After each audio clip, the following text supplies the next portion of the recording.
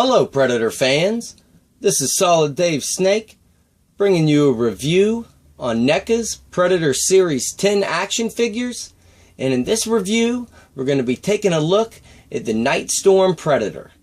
And this entire Series 10 of the NECA Predators were based off of old 90s Kenner Predators. Kenner was the very first toy company to ever have any kind of Predator license to make action figures, and they had a couple series back in the mid-90s, and this Nightstorm Predator is based off of one of those older Kenner figures. And first off, I will bring out, this is not the Nightstorm Predator, but this is the original Kenner Scavenger Predator, which they did a repaint on, which is the Nightstorm Predator. So basically this figure back here is based off of this old Kenner Predator, just in a different paint job. So basically all in all it's the same thing, and you can even see the similarities minus the color in the helmet, the way the helmet is shaped, and that kind of almost beetle-like look. And the one accessory, that staff, has the skull at the tip of it, which they did bring a little tribute to that with the current Predator weapon. So I thought that was pretty neat. So just to give you a little idea. Oh, and one other neat thing that this new NECA Predator has with this older Kenner Predator, one similarity that I find really neat with these old Kenner ones, is that you can remove the helmet. And you can do the same thing on this Predator. But I'll get into that here in a little bit.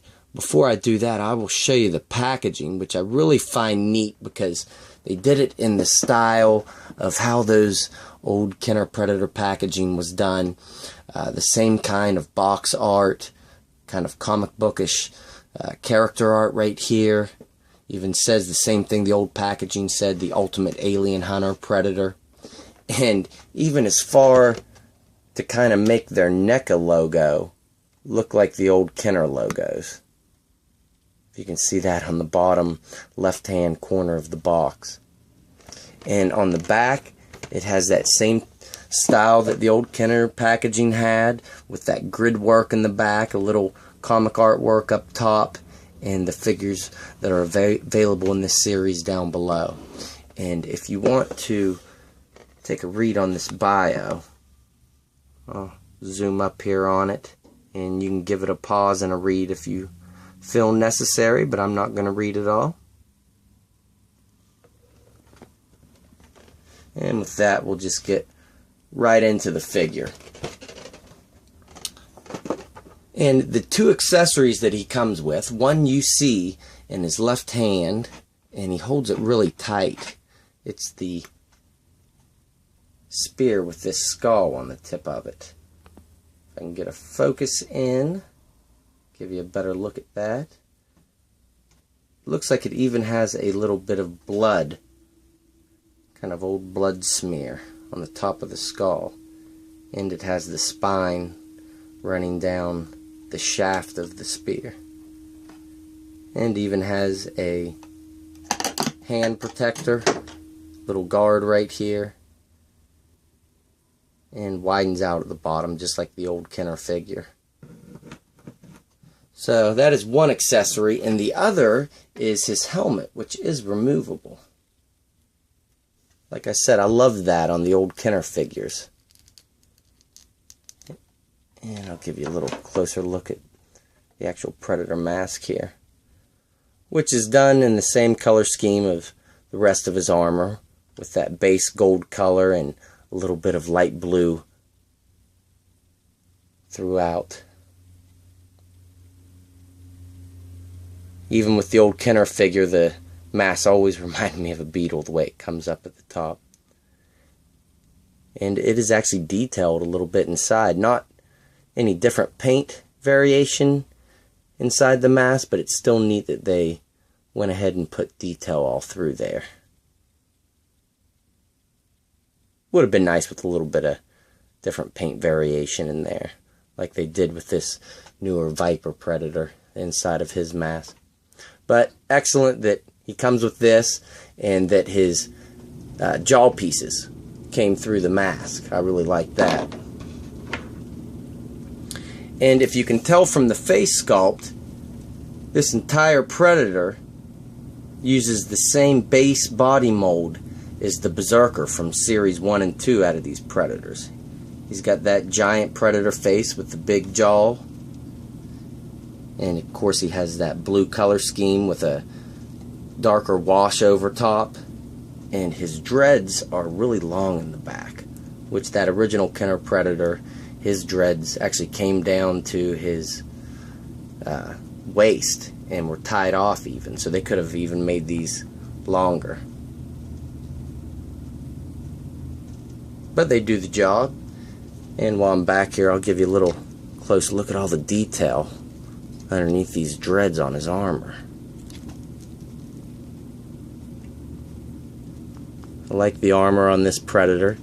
He has his shoulder cannon here, which is on a hinge right up here and a swivel at the base, so you can get a little bit of movement out of that. And armor wise, I really like his chest plate, how it comes down here with the straps having this extra piece here, and up on his shoulder, 2 pads on his upper portion of his arms, and this huge wrist blade. I love how exaggerated they went with this. Just be careful if you do get this, because if he takes a shelf fall from your collection, I could picture these getting broke off. And on that right hand he has a fist, and then on the left hand he has the grip for a staff. And there's really nice detail down in the loincloth. None of that gold coloring through here though on any of this armor, which I'm surprised they did not put that there.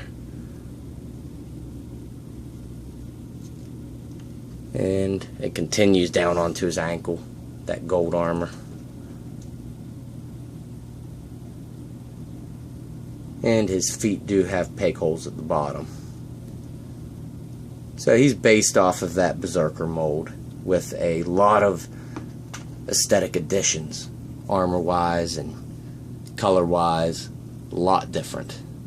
But articulation, he's kind of the same as that Berserker. He has a ball joint at the head, which will get full rotation but is limited moving all the way to the side because of the shoulder cannon. And he has a ball joint and hinge shoulders on both sides, which is really limited on this side from the shoulder pad. Ball joint and hinge at the elbow, which will go that far up and back straight and rotate all the way around. Ball joint at both wrists. Get a little bit of hand movement there.